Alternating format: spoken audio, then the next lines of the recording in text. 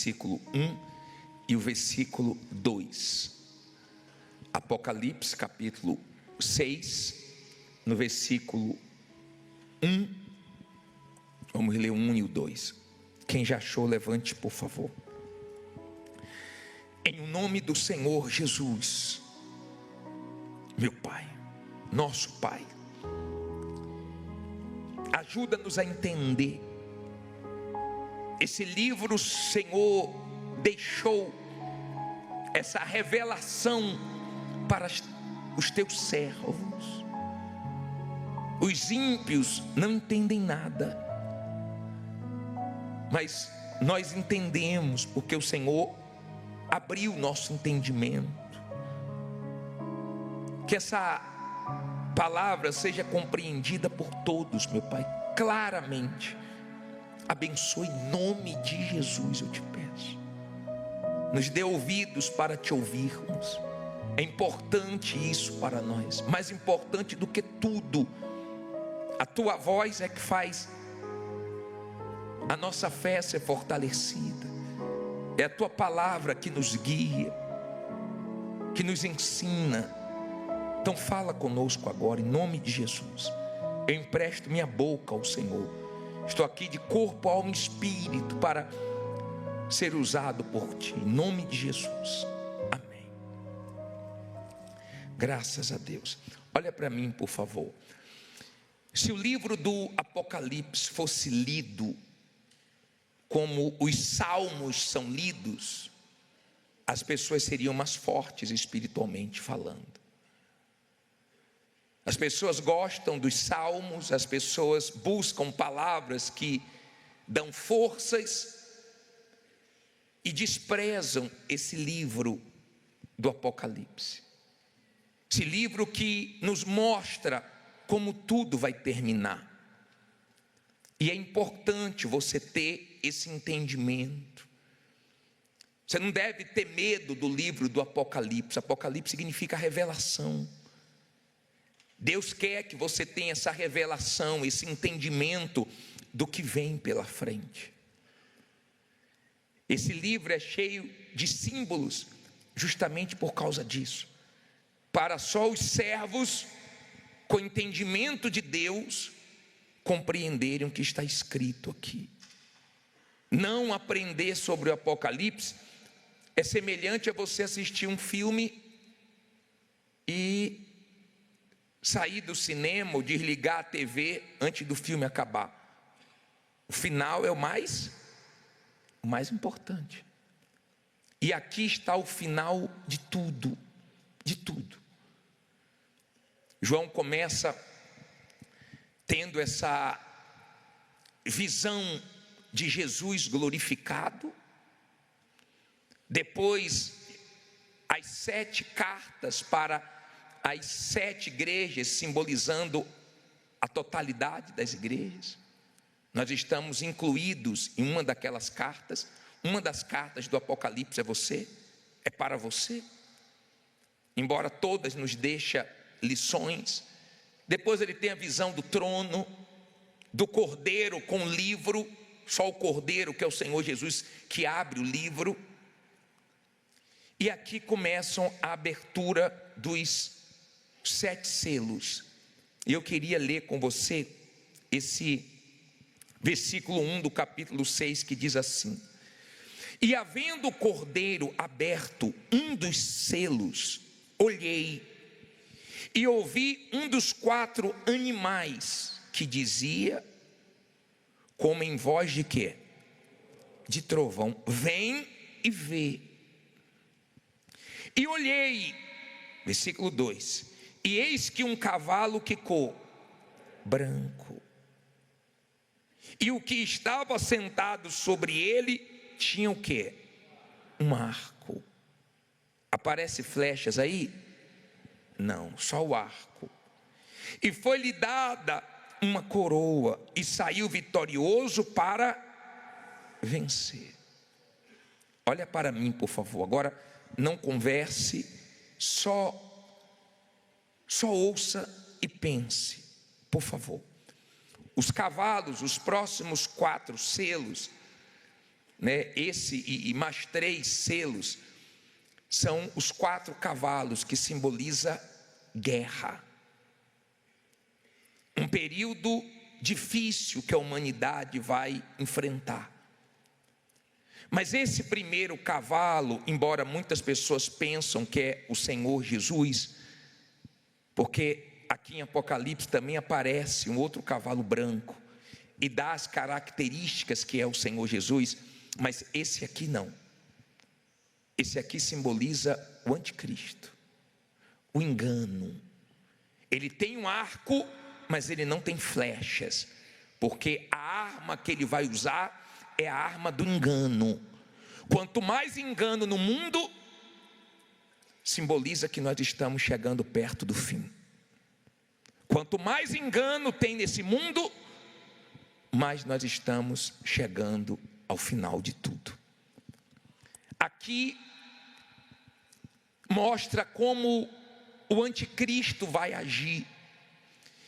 E você sabe que com um discurso, no cenário que nós já estamos vivendo, onde o mundo quer paz, um discurso de paz, de prosperidade, de um mundo melhor, quem vai contra? Ninguém vai contra. Quem for contra, logo, logo vai ser eliminado, cancelado, bloqueado, separado. E você sabe que cada dia está ficando mais fácil do ser humano ser controlado. Nunca foi tão fácil para o ser humano ser controlado, ser achado, como agora, devido ao avanço da tecnologia. Eu fiz uma pergunta na inteligência artificial. Eu fiz uma pergunta e ele respondeu assim para mim: bispo, se você quiser eu detalho mais. Já chamou de bispo. Você vê que hoje, devido à internet, é fácil ter os nossos dados. Está fácil. Tem países que está tão fácil controlar, países de primeiro mundo, com dinheiro digital vai ficar mais fácil ainda. Então, do mesmo jeito que o Senhor Jesus, antes de vir, teve João Batista preparando o caminho para ele, hoje tem tudo sendo preparado para a chegada do engano, do anticristo. O espírito do anticristo já age, mas essa pessoa vai surgir unindo, com falsidade, como falso Messias, como falso Cristo, e a maioria infelizmente vai cair nesse engano, e quando acordar já vai ser tarde demais. Então ele vai chegar com boas propostas, ele vai chegar com um bom discurso, ele vai chegar agradando. Você vê, depois da Segunda Guerra Mundial, você vê união de países que você nunca imaginava, a Europa unida, a União Europeia. Então você consegue imaginar que não vai ser difícil para ele, com um bom discurso, ter um controle único, uma moeda única, uma religião única. Você já deve ter ouvido falar do ecumenismo. Você sabe que as maiores guerras é por causa de religião. Então ele vai vir trabalhando pesado com um objetivo: de enganar. De enganar. Se você é uma pessoa de Deus, você é uma pessoa muito vigilante. Você procura ter muito cuidado. Se você está bem espiritualmente, você procura ter muito cuidado com a sua vida, para não ser enganado pelo diabo. Muitas pessoas estão dentro da igreja e elas estão enganadas acerca da própria fé delas. Se você é uma pessoa que foi curado, abençoado, teve vitórias ou está tendo vitórias pela fé, mas morrer sem salvação, você perdeu. A sua fé não cumpriu o papel dela. O papel principal da nossa fé é nos salvar. A fé pode conquistar mundos e fundos, mas se você é uma pessoa de Deus, ainda que você não conquiste tudo o que você quer, se você conquistar a sua salvação, arrebentou. Essa semana que passou, um bispo nosso morreu dormindo. Você sabe o que é você estar dormindo e acordar no céu?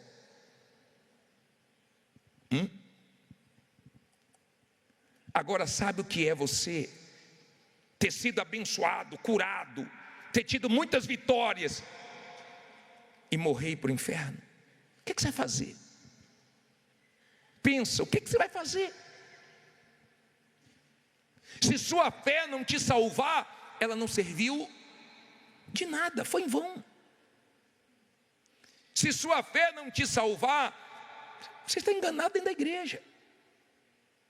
O diabo está te enganando dentro da igreja. Se a sua fé não te mudar, se a sua fé não te salvar, se a sua fé não te transformar, você está enganado. O anticristo nem surgiu, mas o espírito do engano já está enganando você. Não se iluda com as coisas desse mundo, porque o diabo quer que você pense que a sua fé é só para o lado de cá. Mas a nossa fé é principalmente para o lado de lá. Esse mundo, nós vamos mergulhar no livro do Apocalipse e você vai ver o que vem pela frente. Não são coisas boas. Mas se você está salvo, você não está preocupado com isso. Porque você sabe que Jesus vai arrebatar a igreja dele. Você sabe que enquanto você está aqui nesse mundo, Deus está te guardando. Claro, você fazendo sua parte. O diabo, ele não está ao nosso derredor manso, tranquilo.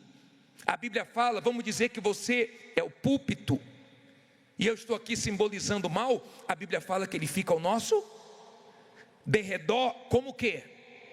Bramando como um leão, com fome, com sede de almas. O mal quer almas, ele quer almas. Ele deseja a sua alma. Ele não desistiu de você, nem de mim. As pessoas que já foram endemoniadas, que em nome de Jesus elas foram libertas, saiba que vira e mexe, o diabo volta para dar uma olhadinha, tá? Para ver se tem lugar para ele. Sabia disso? Você sabia que não é só Jesus que vai voltar? O diabo também volta. E sempre está olhando para ver se a vida está vazia, para ver se tem lugar para ele. O diabo não desistiu não. Ele não está brincando não. Ele não está de férias não. Ele está ao nosso derredor. Ele está aqui, ó, furioso, revoltado, porque os seus olhos se abriram, porque você agora está andando na verdade, porque a sua alma não vai viver com ele eternamente, mas ele tem esperança de um dia sua alma voltar para as garras dele. Então ele volta, ele dá uma olhada, ele vê se tem como ter de volta quem ele perdeu. O diabo quer almas. Se você é uma pessoa de Deus, você vigia. Você está nesse mundo mal, mas você está vigiando, resistindo às tentações, às ofertas do diabo. Você está dizendo não para mulheres, para homens. Você está dizendo não para a sua vontade, para o pecado. Você está abrindo mão de tudo que não presta para preservar a sua salvação e não ser enganado pelo diabo. O anticristo é o espírito do engano. E as pessoas vão se dobrar, vão bater palmas. E quando acordarem, já vão estar presas nas garras do diabo. Nós estamos presenciando coisas fortes no nosso tempo. E a melhor coisa que você pode fazer é colocar dentro de você: cada dia eu vou ficar melhor espiritualmente. Eu vou terminar esse ano bem espiritualmente. Eu vou terminar esse ano de pé. Eu vou me encher do Espírito Santo. É a melhor coisa que você pode fazer.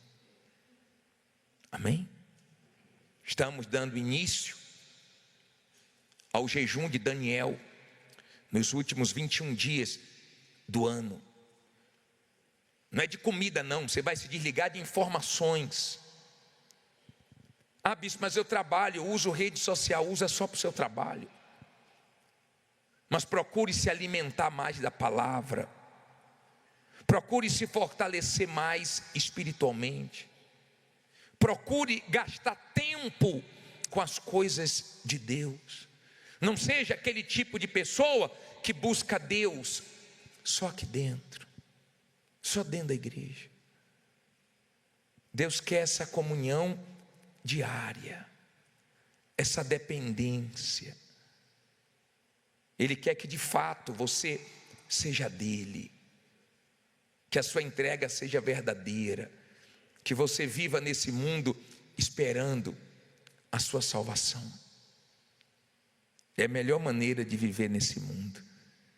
Quando uma pessoa de Deus morre, nós falamos: ela foi promovida, ela está melhor do que nós.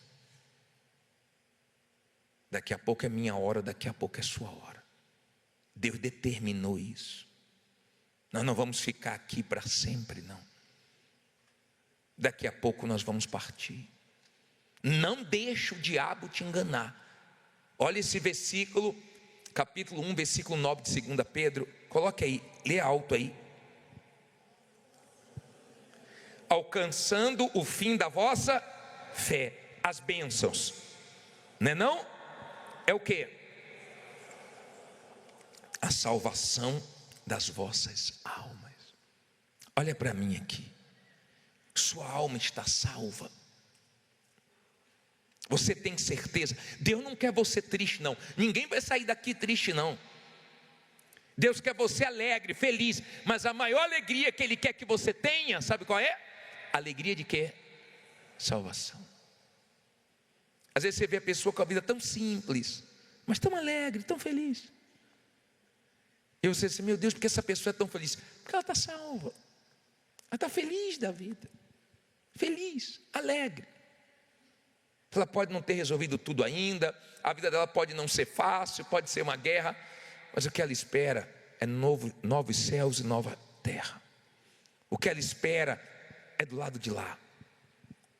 Por isso que ela tem essa alegria, essa felicidade. Não deixe o diabo te enganar.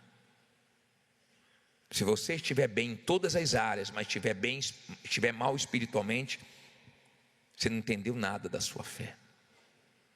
Peço que Deus abra o seu entendimento, que Deus te ajude a compreender de fato o plano da salvação, para que o mal não te engane, mas que você viva atento, para que sua fé cumpra o papel dela, que é te salvar, sair desse mundo vitorioso. Tem várias maneiras que o diabo usa para querer nos enganar. Isso quer dizer, bispo, que a gente tem que vigiar todo dia? Exatamente. Isso quer dizer que a gente tem que dar tempo toda hora? Exatamente assim. É sua parte. Ninguém pode fazer isso por você, se você quer ser salvo. Você consegue enxergar a luta do diabo para tirar sua salvação? Você consegue entender que a nossa fé tem que ser vigiada? Ela não pode ficar fraca. Já viu o ponteiro da gasolina? Você fica de olho, não fica? Fique de olho também na sua fé. Se o tanque vai baixando e daqui a pouco acende a luzinha, está na reserva, o carro vai parar. Nossa fé não pode baixar. Você consegue enxergar que o diabo luta para te enganar, para te esfriar. Se você não vigiar, você cai. Se você não vigiar, você perde sua salvação. Você consegue enxergar que o mal não desistiu da sua alma, que ele vai investir até o final. Ele já conseguiu vencer pessoas no finalzinho da caminhada, pessoas que começaram bem, pessoas que foram libertas do mal, mas não conseguiram manter o mal longe da vida delas. Você tem que se libertar do mal e manter ele longe de você com as decisões certas. Nós podemos tomar decisões certas. Eu queria orar agora. Se você está dentro da igreja enganado, iludido com as bênçãos, com o que Deus já te deu, com a sua vida nesse mundo, que Deus abra o seu entendimento antes que seja tarde demais. Eu queria orar por você.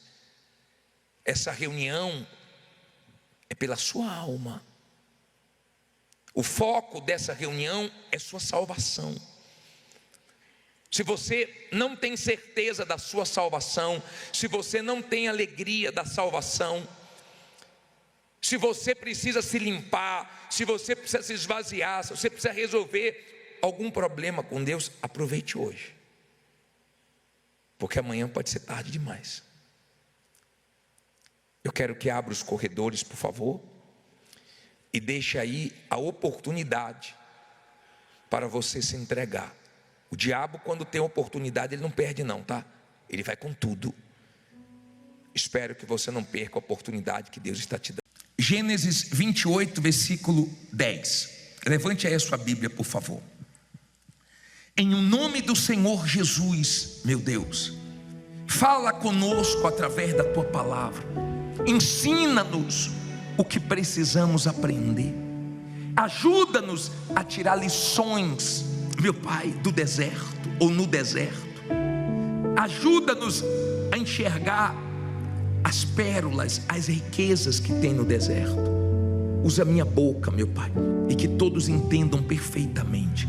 Nós temos pedido para o Senhor afiar a nossa palavra, para que ela surta efeito e abençoe a vida dessas pessoas. Em nome de Jesus, amém. Deixe a Bíblia aberta em Gênesis 28, 10. Mas eu queria que você olhasse para o telão e primeiro lesse esse versículo de Deuteronômio 8,16. Coloca na tela aí, por favor. Deixa a Bíblia aberta em Gênesis. Lê alto aí.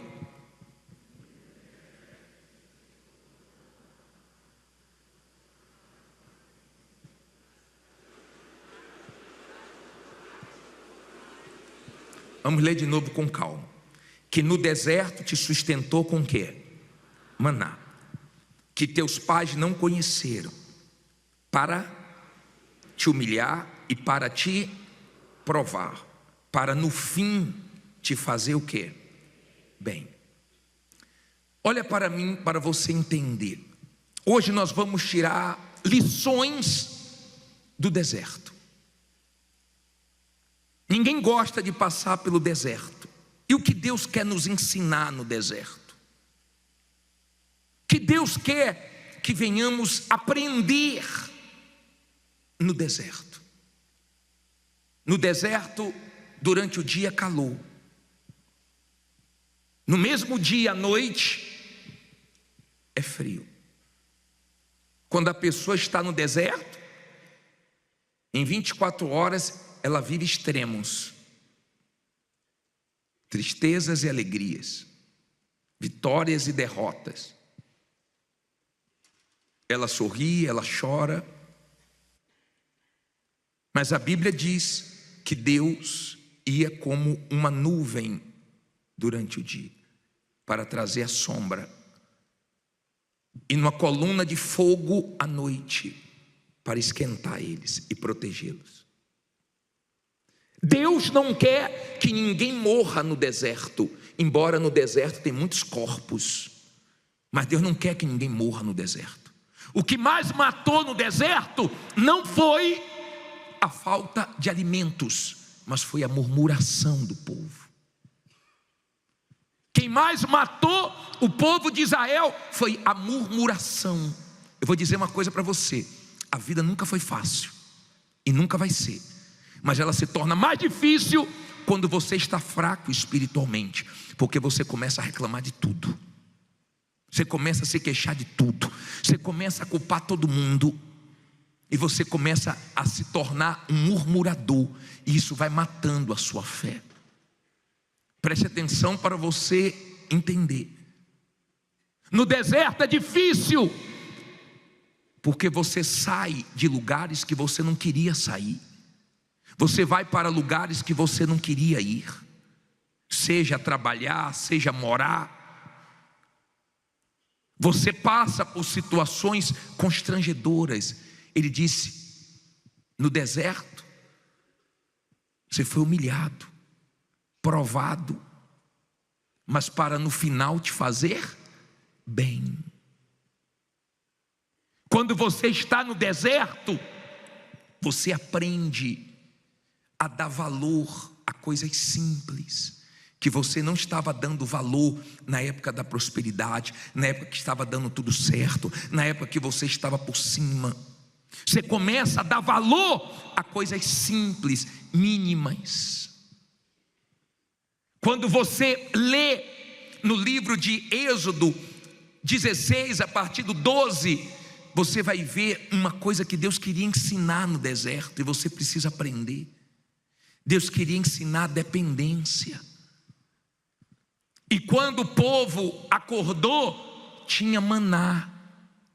E Deus falou através de Moisés: pode colher, pode levar para casa o quanto vocês precisarem, mas não guarde para amanhã, porque amanhã Deus vai trazer de novo. E eles não ouviram, e aquele maná estragou, virou bicho, porque eles não confiaram em Deus. Depois de tudo que Deus tinha feito por eles, eles não confiaram em Deus. Aprenda uma coisa: ou você morre no deserto, ou você sai mais forte. Mas Deus só te tira do deserto quando você aprende. Depois de tudo que Deus fez na sua vida, olha a sua idade, olha as lutas que você já enfrentou. Depois de tudo que Deus já fez, Ele não aceita você não confiar nele. É um absurdo você não confiar em Deus. É um desaforo, é uma afronta. Depois de tudo que você já viu Deus fazer na sua vida, dar livramentos, você não dá confiança para Ele no deserto. Está dando para você entender? Escute, por favor. Eu não estou dizendo que é fácil passar pelo deserto. No deserto a gente chora. No deserto nós somos humilhados, provados. No deserto Deus permite cada coisa que a gente fica assim: meu Deus, como é que o Senhor está permitindo isso? Mas é para nós dependermos dEle. No deserto Deus quer comunhão. Lembra o que Jesus ensinou no Pai Nosso? Para pedirmos o pão de quantos dias? De uma semana, né? O pão nosso de cada ano, de cada mês, não todo dia. Deus não quer que você tenha comunhão com Ele só dia de segunda, só dentro da igreja. Ele quer saber o tempo que Ele vai ter seu lá fora. Ele quer saber o quanto você vai dar para Ele amanhã, na leitura da Bíblia, na oração, na comunhão, perguntando a Ele antes de agir. Ele quer saber se de fato você vai depender dEle, você vai ter comunhão com Ele. Ele quer cuidar de quem é dEle. E enquanto você não aprender a confiar no cuidado de Deus, então esqueça que você não vai sair do deserto. Você sai do deserto quando você aproveita o deserto para depender mais de Deus, para confiar mais em Deus e para ter mais comunhão com Ele. Então você sai do deserto mais forte, você sai do deserto mais firme. É mais perigoso para nós as vitórias, que pode nos levar a nos acomodarmos, a relaxarmos, do que as lutas, porque as lutas nos levam a orar, a buscar mais. A dificuldade leva até as pessoas que não vivem a fé a buscar Deus, a orar. Está dando para você entender? Deus não leva ninguém para o deserto para matar, para destruir, mas para ensinar. Então Ele ensina que nós temos que depender dEle, que nós temos que ter comunhão com Ele. Ele ensina. Agora, olha que interessante aqui, versículo 10. Até aí você entendeu?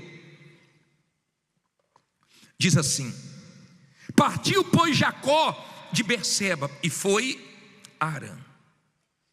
E chegou a um lugar onde passou a noite, porque já o sol era posto. E tomou uma das pedras daquele lugar e a pôs por seu travesseiro.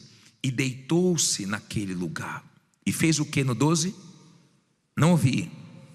E sonhou, e eis que uma escada posta na terra, cujo topo tocava nos céus.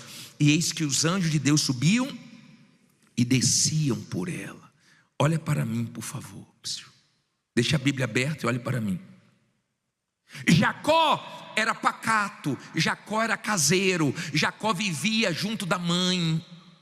O irmão de Jacó era caçador, estava acostumado a ficar sozinho no mato, caçando. Jacó não.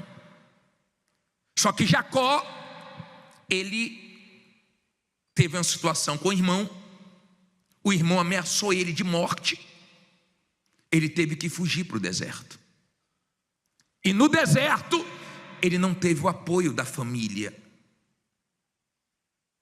E tem gente passando por isso. Ela está no deserto e nem familiares estão ajudando. Ele não estava acostumado a ficar sozinho. Mas quando você vai para o deserto, você começa a viver momentos que você não estava acostumado. Então você se vira como você nunca se virou antes. Às vezes até para comer, às vezes até para o básico. Você não está nem preocupado com o mês que vem, com o ano que vem. Você está preocupado com o que comer esse mês. Você está preocupado para não cortar sua luz, cortar sua água. Você está preocupado para não perder o carro, não perder o imóvel. Você está vivendo o que você não estava acostumado a viver, regrando, controlando, segura daqui, aperta dali. No deserto, de repente, pessoas da sua família que podem te ajudar, não te ajudam. Graças a Deus por isso, porque Deus quer que você dependa dEle. Não é para ficar com mágoa, cara feia. Ah, pode me ajudar, não me ajuda. Não fale dos outros, quem vai te ajudar é Deus. Se Ele te levou para o deserto, então é porque Ele quer honrar. Ele quer deixar lições, mas Ele quer honrar. Então Jacó estava no deserto, mas ele sonhou. Eu vou falar uma coisa para vocês. Tem gente aqui no maior deserto, na maior pindaíba, na maior luta, mas está cheio de sonhos, de projetos. Não tem ainda dinheiro, não tem ainda recursos, mas ela está cheia de sonhos, cheia de ideias, porque ela crê que logo logo Deus vai honrar, ela vai poder colocar isso em prática. Amém? Tem gente que não tem dinheiro para nada, mas está cheio de ideias aqui, ó. Onde vai morar, onde vai investir, o que vai fazer. Porque mesmo no deserto, ela não deixou de sonhar. Ele estava no deserto. Você sabe qual foi o travesseiro dele? Ele pegou uma pedra. Ele pegou uma pedra. Ele pegou essa pedra, colocou a cabeça e dormiu. Quando você é uma pessoa de fé, você pode estar no deserto, mas você está dormindo. Dormindo em paz. Dormindo crendo que Deus vai te honrar. Dormindo crendo que até dormindo Deus te abençoa. Você está dormindo,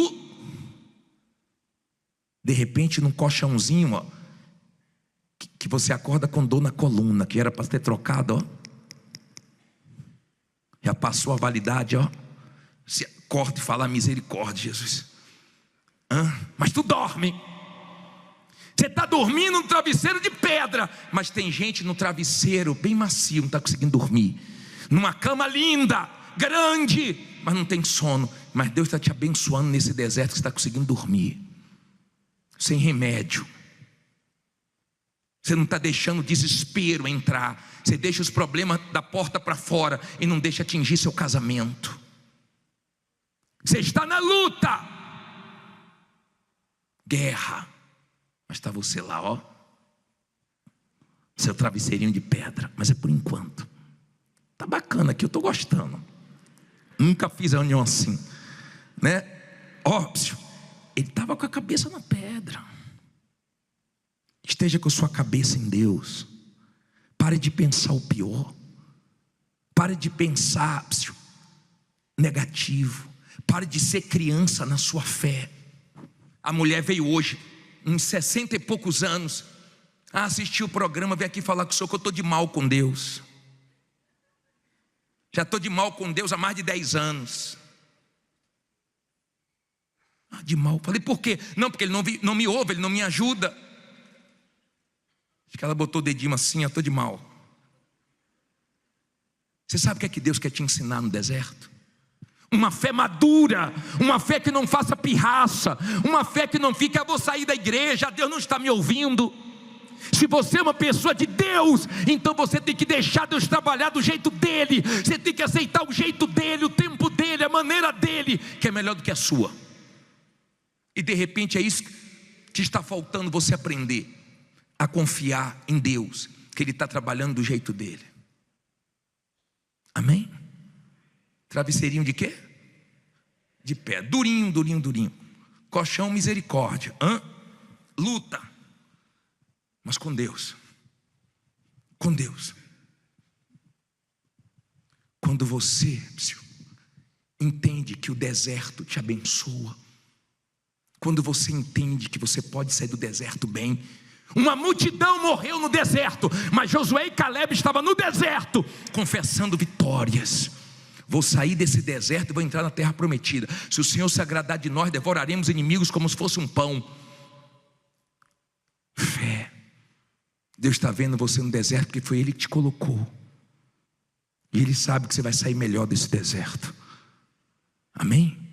Mas confesse vitórias. Ou então fique calado, vá dormir, mas não fique falando besteira não, porque isso mata a sua fé. Isso entristece o teu Deus. Depois de tudo que Ele já mostrou na sua vida, você não confia nele, isso entristece Ele. A Bíblia diz assim, para a gente terminar, versículo 12. E o que? Sonhou, e eis uma escada posta na terra, cujo topo tocava onde? E eis que os anjos de Deus subiam e desciam por ela. E eis que o Senhor estava em cima dela e disse: eu sou o Senhor, Deus de Abraão, teu pai, e o Deus de quem? Esta terra em que estás deitado, darei a ti e a quem? Tua descendência. E a tua descendência será como o pó da terra, estender-se ao ocidente, ao oriente, ao norte, ao sul, e em ti e na tua descendência serão benditas todas as famílias da terra. E eis que eu estou contigo, e te guardarei por onde quer que fores, e te farei tornar esta terra, porque não te deixarei até que haja o quê? Haja o quê? Cumprido o que te tenho falado. Aí Jacó ficou dormindo o tempo inteiro. Pode fazer isso amanhã até meio-dia, tá? O que é que ele fez? Acordando, pois, Jacó do seu sono, disse: na verdade o Senhor está neste lugar e eu não sabia. E temeu e disse: quão terrível é este lugar. Este não é outro lugar senão a casa de Deus, e esta é a porta dos céus. Olha para mim, por favor. Ele dormiu, ele sonhou, mas ele acordou e foi para a guerra. Ele não tinha nada ali. Ali ele estava sozinho. Sozinho. E ele disse: Deus está aqui, eu não sabia. Você vai sair daqui sabendo que Deus é com você. Você não vê, mas diante de tudo que você já passou, quem te guardou foi Deus, quem te deu forças foi Deus. Tem gente que chegou aqui pensando que não ia aguentar mais, que ia fazer uma besteira, e já se passaram meses, já se passaram anos, e você está aqui de pé. Amém? Tem gente enfrentando a maior luta, mas você está vivo, e Deus está com você. Deus está com você. Não sei o tamanho da sua luta, mas Deus é com você. Ele disse: eu não sabia que Deus estava aqui. Esse lugar é a casa de Deus, é a porta do céu. Esse lugar que você entrou aqui não é qualquer lugar não, é o lugar onde sua vida vai mudar. Você pode estar certo disso.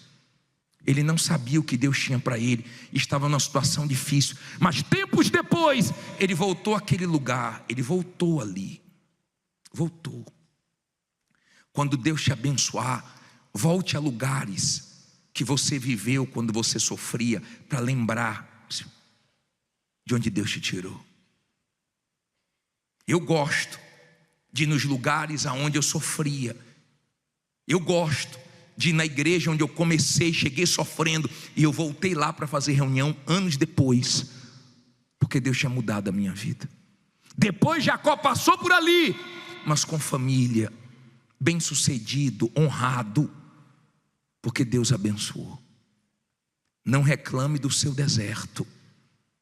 Você pode não estar gostando de muitas coisas que estão acontecendo na sua vida, mas está tudo dentro do plano de Deus, e vai arrebentar, porque o seu Deus não falha, Ele é fiel. Se Deus falou com você através desta mensagem,